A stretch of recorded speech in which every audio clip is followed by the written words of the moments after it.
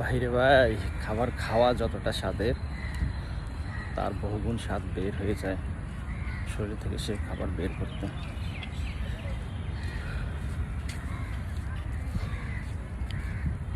এত কষ্ট, এত পরিশ্রম নিজেকে একটু সুস্থ রাখার জন্য। জীবনে কত স্বাদের খাবার খেয়েছি, তখন আসলে এই কথাটা মাথায় ছিল না যে খাবারগুলো কোন দিকে যাবে।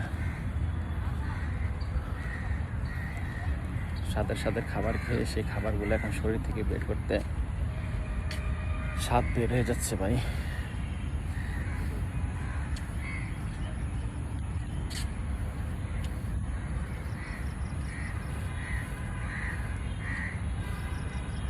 তবে একটা সুখের বিষয় হচ্ছে, কষ্ট হলেও ভালো লাগছে, নিজেকে অনেক হালকা লাগছে।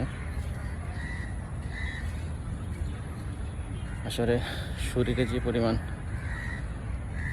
অস্থিরতা, ক্লান্ততা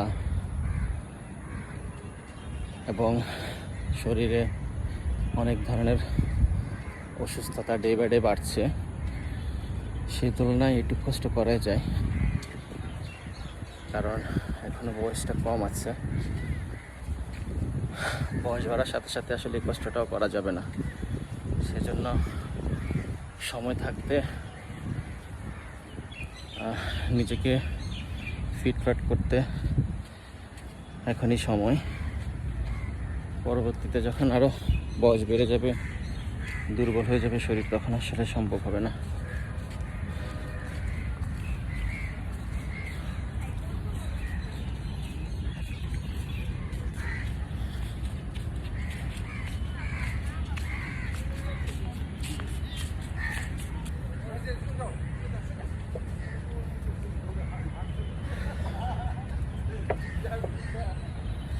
যানজট আর যাতাকলের শহরে এমন অক্সিজেন, এমন প্রাকৃতিক পরিবেশ পাওয়া আসলেই ভাগ্যের বিষয়।